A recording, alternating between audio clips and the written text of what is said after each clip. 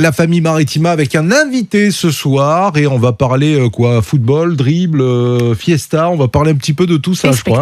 Les spectacles, bien sûr, Pascal. Oui, tout à fait. On reçoit Alexis Nice. Bonjour Alexis. Salut Alexis. Ça va ? Ça va et vous ? Bien. Alors, Alexis, vous êtes directeur de la Cité des Arts de la Rue à Marseille. Oui, je suis directeur de Lieu Public, qui est le Centre national de création, qui coordonne la Cité des Arts de la Rue. Et du coup, vous faites ce samedi 8 juin, à partir de 16h et jusqu'à 22h, un événement tout public gratuit qui s'appelle Dribble. Est-ce que vous pouvez nous raconter ça ? Tout à fait. Alors cet événement s'inscrit dans un petit cycle de programmation qu'on a construit là sur le mois de juin, dans le cadre de l'Olympiade culturelle, qui s'appelle Inspiration, Transpiration. Ouais.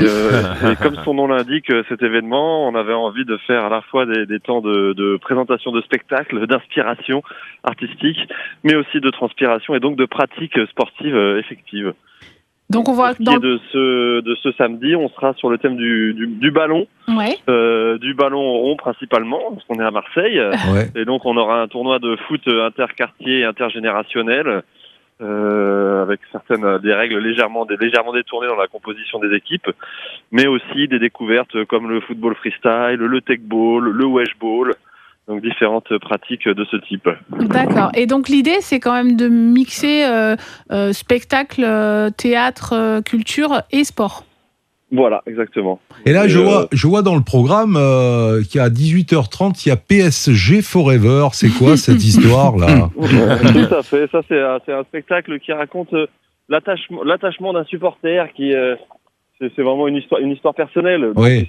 C'est pas du prosélytisme, on ne convainc personne évidemment, mais c'est l'histoire d'un supporter qui raconte comment, avec sa famille, avec son père, il a découvert le football et il a construit son attachement à ce club-là, qui aurait pu être un autre selon l'endroit où il serait né. Et oui, non, mais c'est bien aussi de se confronter à la passion des supporters pour d'autres clubs. Voilà. Bien sûr, oui, c'est ça. Et moi, je vois sur le tournoi de foot, vous disiez qu'il y avait des petites modifications dans la compo. Je trouve ça très sympa. On peut expliquer brièvement parce que d'habitude, les tournois de foot, c'est toujours la compète là. Alors là, les équipes, c'est des équipes mixtes qui sont composées d'un enfant de moins de 10 ans, un de moins de 15 ans, un de moins de 18 ans, un de moins de 25 ans et un adulte. Donc en fait, c'est toute la famille qui joue au foot ensemble. Je trouve ça super. Voilà, ça c'est une proposition du collectif GENA, qui est une compagnie résidente à la Cité des Arts de la Rue, qui organise du coup ce temps tournoi de foot interquartier, intergénérationnel, et un temps également disco foot dans la soirée, avec du coup un spectacle à danser, à vivre dans le City Stade qu'on monte pour l'occasion à la Cité des Arts de la Rue. C'est quoi le disco foot ? Le disco foot, c'est un principe de jouer avec un ballon tout en dansant sur je l'ai vu sur la musique. Ouais, je l'ai vu sur les réseaux sociaux. C'est assez particulier d'ailleurs, parce qu'on peut passer la balle tranquillement à son adversaire. Voilà. Et en fait, le but, c'est de jamais arrêter de danser. L'adversaire est un peu éliminé dans le cadre du disco foot. Oui, et alors, vous savez qui va participer à ce disco foot, hein, c'est notre ami Jean-Jérôme Esposito qui sera là présent pour jouer au foot et pour danser sur le terrain aussi. Eh oui. Un boxeur qui va jouer au foot. Mais c'est du jamais vu, ça. Un boxeur-acteur qui va jouer au foot. Je peux même savoir que Jean-Jérôme Esposito va reprendre un numéro humoristique qu'il avait fait il y a peut-être une vingtaine d'années, donc je ne spoile pas tout, mais effectivement il va en profiter pour se remettre dans ses propres bottes 20 ans plus tôt, avec un duo humoristique. Ah oui, c'est ce qu'il a fait lancer, je crois, si je me souviens bien. Mais c'est vrai qu'on n'en dit pas plus. C'est la première fois que vous... On aura aussi un plateau de stand-up dans cet événement. Et ça, ce sont des jeunes stand-uppers. Jeunes, pas forcément par l'âge, mais par la pratique. On a lancé un cycle d'ateliers stand-up à la Cité des Arts de la Rue. Et oui. Et du coup, là, ce sera une occasion dont ils vont profiter pour présenter un peu leur travail au public samedi après-midi, samedi soir. Et c'est la première fois que vous organisez ce genre d'événement ? Eh ben oui, à la Cité des Arts de la Rue, je pense que c'est la première fois qu'on mélange ainsi aussi fortement sport et spectacle. C'est une belle occasion, l'Olympiade culturelle, de faire ça. Et on a commencé samedi dernier avec on avait le skateboard et le roller qui ont envahi la Cité des Arts de la Rue, avec l'association BSM de Marseille, le Roller Derby Club de Marseille, des spectacles et une disco roller pour le coup en soirée.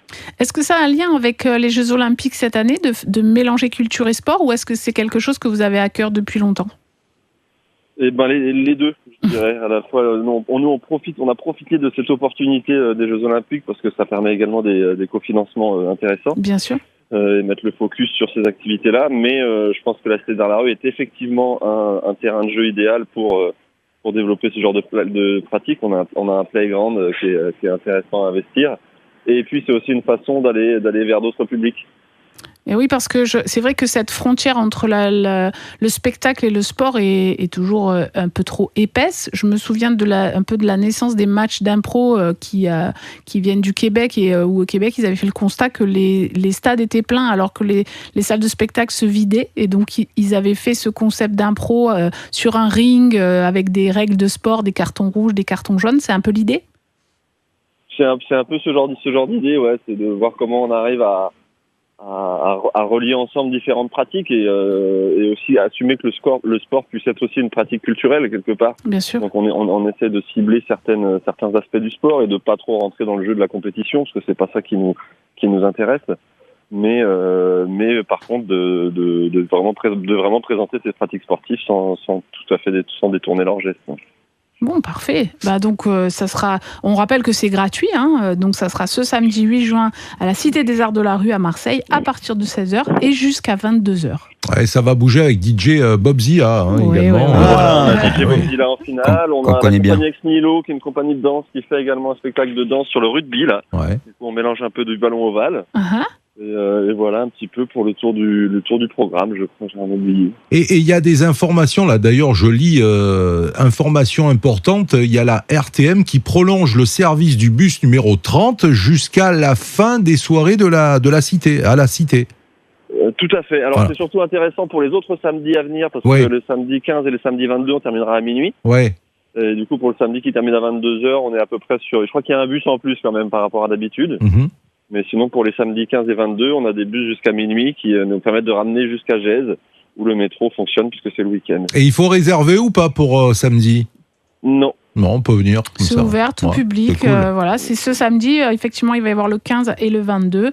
Vous pouvez aller sur lieupublic.com pour réserver tout ça. Il y a le programme, pour lire le programme plutôt, pardon.